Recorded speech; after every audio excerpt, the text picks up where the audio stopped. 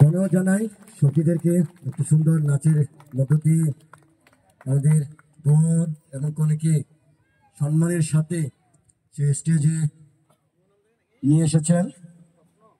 সেই বর মিস্টার তন্ময় মার্কিন, রমেশ মিতা মাঝি এবং সেই সাথে ওনাদের গার্জেন, বরের পক্ষে শ্রদ্ধেয় পাস্টার জান্দা মৃ এবং কনের